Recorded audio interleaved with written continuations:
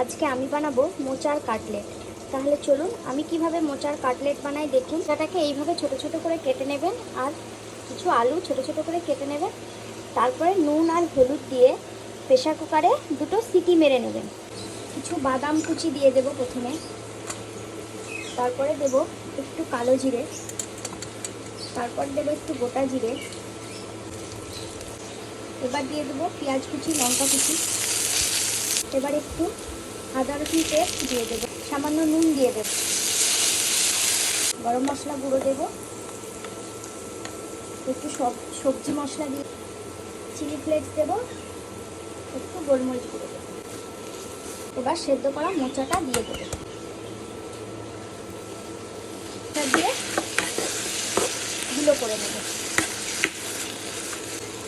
বেসন দিয়ে দেবো এর মধ্যে, দিয়ে আবারও এটা ভালো করে মাখিয়ে নেব।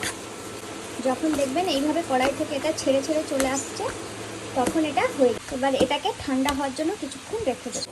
হয়ে গিয়েছে। আমি চারকোনা একটা স্কোয়ার করে নিয়েছি বক্সের মতো। এবার এখান থেকে আমি কাটলেটের শেপ দেবো। যে যেমন করে করতে পারেন, কেউ গোল করতে পারেন।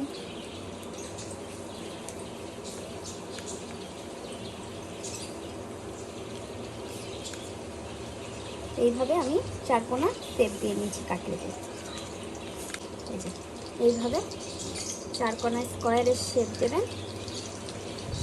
তারপর এই যে আমি ব্রেড কাম নিয়েছি, ব্রেড কামে কোট করে নেব।